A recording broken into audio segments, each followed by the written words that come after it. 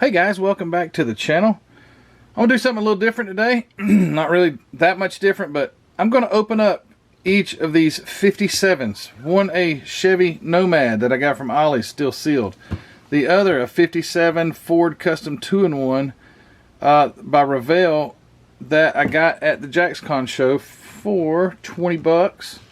And just figured I'd do a twofer instead of just opening one. I want to see what's in this. I got this recently after I got out of the hospital. I got it from Ollie's. Interestingly enough, these orange stickers are under the plastic, so Ollie's has apparently recovered these. But anyway, I guess they were getting them from Monogram without them being sealed, I guess, or they had a problem with people changing the stickers on them. I don't know. But anyway, I'm gonna open these up and let's check out the contents, because I'm curious to see what's in the old Chevy Nomad. One thing I have noticed is the people that they get to build these box art cars, what in the world, like their bare metal foil job, you can't tell as much as it looks terrible. Just looks terrible. The carburetors, I mean, they don't even look like they're straight. Anyway, regardless of the fact, I'm not here to judge box art, but this looks pretty bad. But I want to see what the kit looks like, so let's open it up. This is a brand new Ollie's, made in China, 2022 Revell monogram kit. It's actually a monogram kit. It's the 1/24th scale, and you'll see that that tag is inside the plastic. Interesting. Throw that down on the floor. I've noticed that these are tough. No, this one came open pretty easy. Some of these are tough to open. All right, here we go. Let's get with it, Matthew. Just don't waste any time, okay? I want to see what the lines look like. I want to see how crisp the body lines. If you want to foil this thing, how good's it going to be? And maybe you guys hadn't seen it, but if you hadn't been to Ollie's, if they still have any, go check it out. Got it for $15.99. So, what does it look like? Well, you can't see anything really about it because it's just white. So let me get some of this stuff out of the way. Maybe this thing will focus a little better if I don't have anything in its field of view. So first, it's white. Yeah, that's pretty obvious. Second, the door panel lines are practically non-existent. Look at that. These things are almost smooth. This thing's been repopped probably at least 1,000,000 times. So unless you scrubbed out the door panel, look at that. You can't even hardly see it. What's this side look like? A little better. This side's a little bit better. Definitely have to scrub the doors. It's not too bad. There's like some parting lines in some more difficult places, but not too terribly bad. Considering the age of this thing, I'm sure, like I say, I'm sure this kit has been produced forever. What I would probably say, it came out in the 70s or something like that by Monogram. Maybe before then. Maybe I should have done some checking before all that, but it's not that bad. I've seen worse. There's, oh yeah, okay. Oh, okay. Check this out. So I've recently watching Lucas C.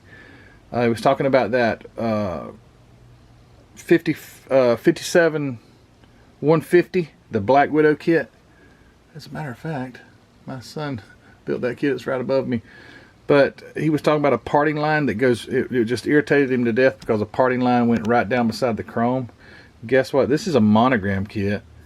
And maybe the other one was 1/24 too.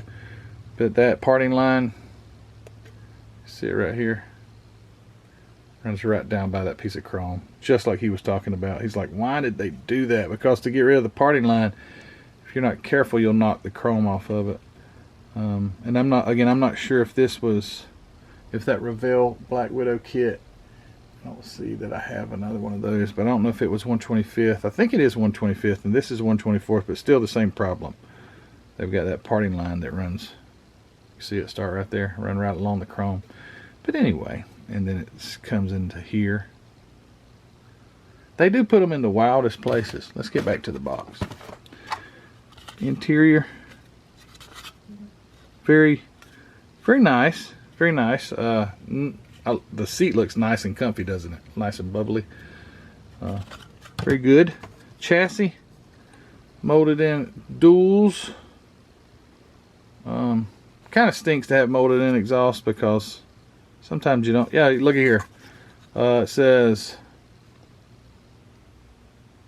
what? It says if it will focus, 1978. That's close. So 1978 is when they started popping this baby. Maybe before that, but at least that says 78. So it's had lots of runs through that mold. There's your tires. Let's see if they're non. They don't have a name. Maypops. That's what some people call them. They're no-name tire. I guess they're whatever you want to call them.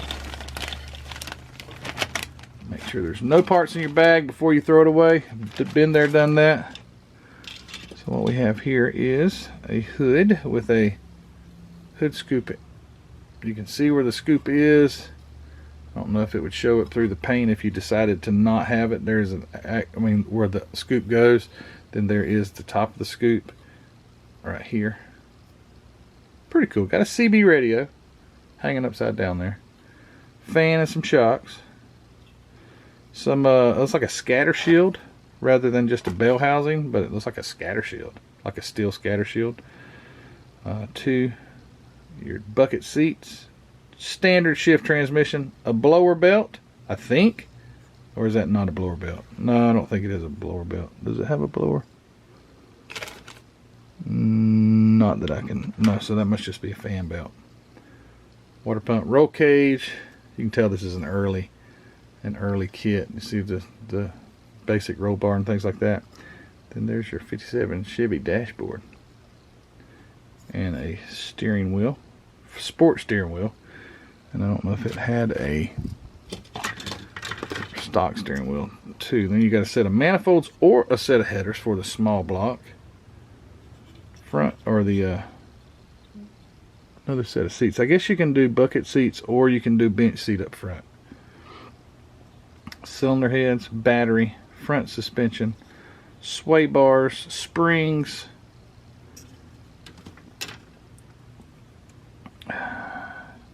two engine halves, oil pan, radiator, hood hinge, and your rear diff. And here's a couple of parts that I'm not sure exactly what those are.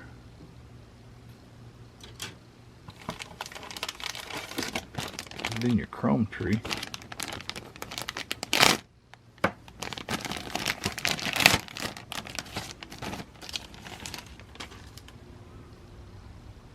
Got the solids.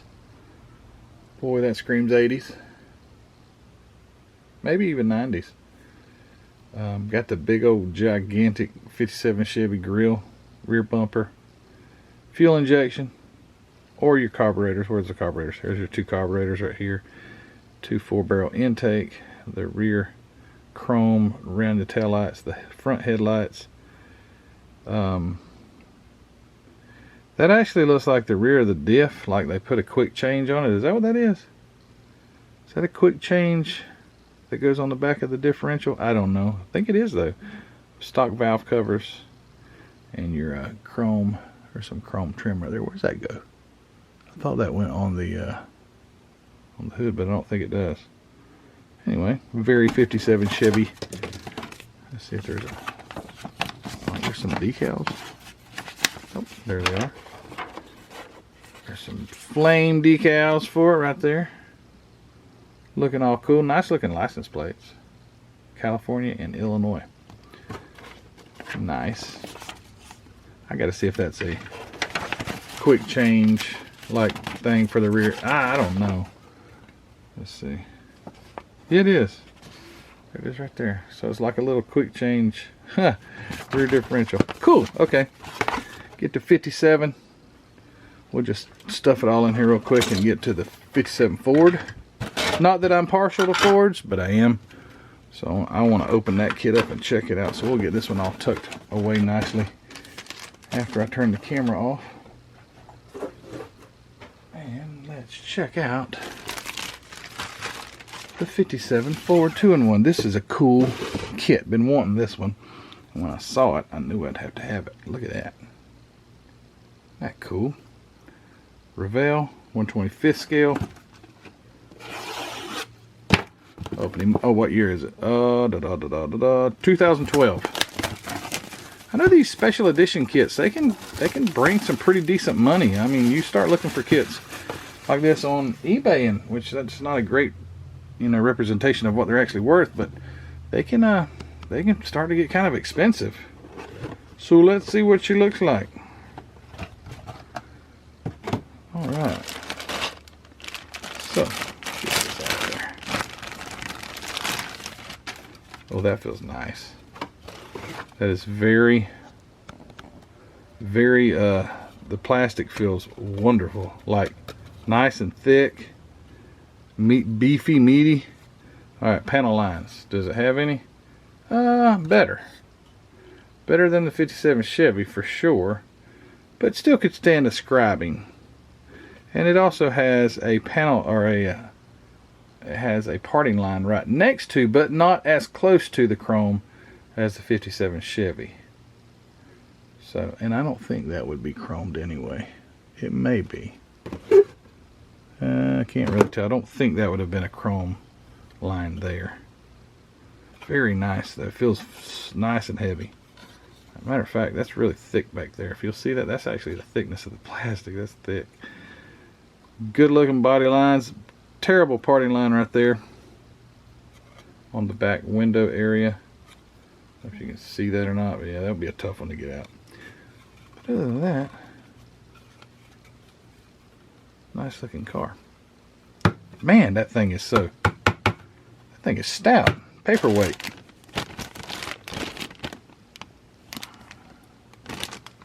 Guess I'll go ahead and open everything. Might as well.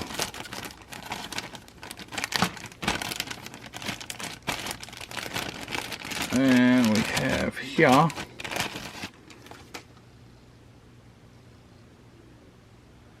there's some stuff on here. I ain't got a clue what that is. What the heck is this? No idea. Like something had a lot of wires coming out of it. I don't know what that is. It's like a huge alternator or something. I don't know. Maybe it is.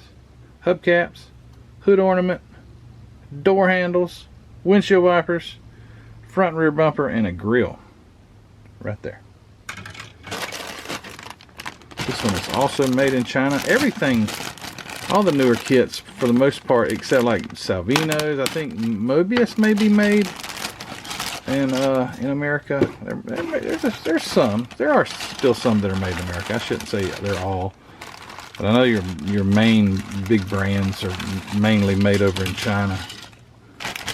Round 2, AMT, and all those are now made over in China, although they're owned by an American company. Here is a intake for your, I don't know if that would be a Y block. See what engine it would be. 312, yeah. So it would be a, I think a Y block style engine. There's your intake and rear springs. Two steelies. Here is some engine parts. Fan. These are like for the stock style engine, and I don't know if it's got a hobbed up version or not. I didn't look to see if it did. I'm thinking it probably did, but maybe not. There's a rear seat for it. Hood. Some headlight or taillight bezels that are not painted, and I guess they wouldn't be. Okay, they wouldn't be painted. They would be painted. They wouldn't be chrome. Rear or front suspension under part and the rear differential. Here is the Ford V8, whatever size. It says 312, but I was, like I said, I was wondering if there was a second engine. I think they both were utilizing the Y block. Let's see if I can see a picture. Yeah, they were. So the 2.4s, this one is, they're both the Y block, the Thunderbird style engine. The distributor is in the rear. Okay, cool. This comes from an earlier kit too, more than likely. So your standard shift transmission, a single barrel intake there, cylinder heads, radiator, gas tanks, spare tire covers, batteries, bumper, the top of the radiator, and some bumper brackets.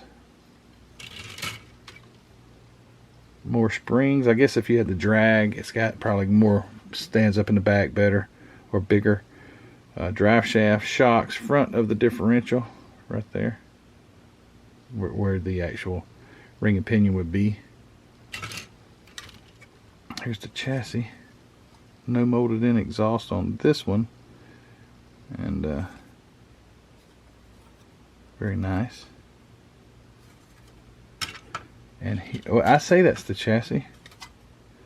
The actual frame is separate. So, no, hold on now. Is that how that works? Does this actually mount? Yeah, okay. So it's got a separate frame. So here's the actual frame, or the chassis. This would be your floor pans. And those two pieces. These two pieces will mount together, creating an, but there's pieces that have to come out, so I can't put it together like right now. But anyway, yeah, cool. Door panels, those are nice. Very detailed door panels with your little all of your door. Those look really nice. Firewall, stock steering wheel, master cylinder, and your steering column with your shifter and your blinker.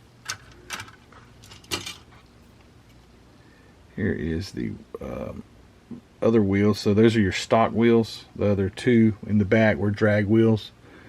So it looks like you would use two of these for the drag car and the other two for the bigger rear. Here's the duals, pedals. It's like two breathers right here. There's your breathers. One breather there, one breather there. And another, there's your dashboard. Front seat, I suppose. And a little something that just flew off of there. Probably the back of the, maybe an oil filter or something. Here's the bigger breather for the single carburetor setup. And what else is in here? Tires.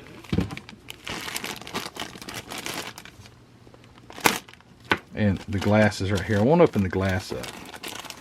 Leave it in this protected plastic. So we've got a full set of stock tires, no name, brand.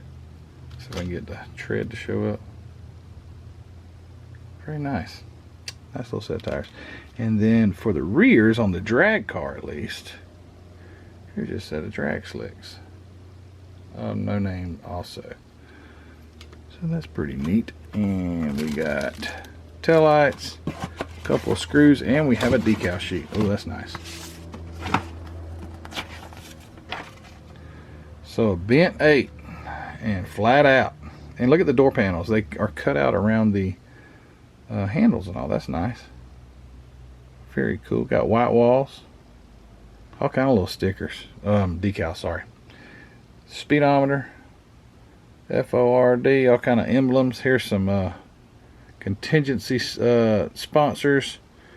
Howard's cams. 270 horsepower. Powered by Ford. 312 cubic inch. Nice. Very cool. And again, California and Illinois plates. What is the deal with that? And it looks like maybe North Carolina. Huh. Interesting. Well, that was kind of neat. Just to check out two 57s. I won't tell you which one my favorite was, but you can guess. Back this up just a hair so you can see on both. Anyway, both of these kits I recently just got and wanted to open them both, but I'm like, I want to open them on camera. So there you go. Got that at the show at JacksCon for $20, and this one at Ollie's for $15.99. So anyway, guys, thanks for watching this video. Maybe one day I'll get around to building these cars. I get so many, there's no way in, I don't think, a lifetime that I could build all the cars that I have. But at least I have a selection to choose from. And that's what's cool about this thing. Thanks, guys, for supporting my channel in every way that you do, whether it be just subscriber and watching the videos, which is so important, or if you're a, man, that's really dark back there, or if you're a Facebook member and you support me on the Facebook group, or if you buy something from the Spring Store, like a t-shirt or a coffee mug, that's great. Or if you're a Patreon member, that's great too. But guys, just watching these videos, like I say, is the greatest of support. Clicking on the like button, subscribing, and yeah, just watching these things is support enough for me. So thank you so much for all you do, and thanks for watching these old crazy videos. Sometimes I struggle for content, as you can probably tell. He's like, Ray's really grasping for straws there.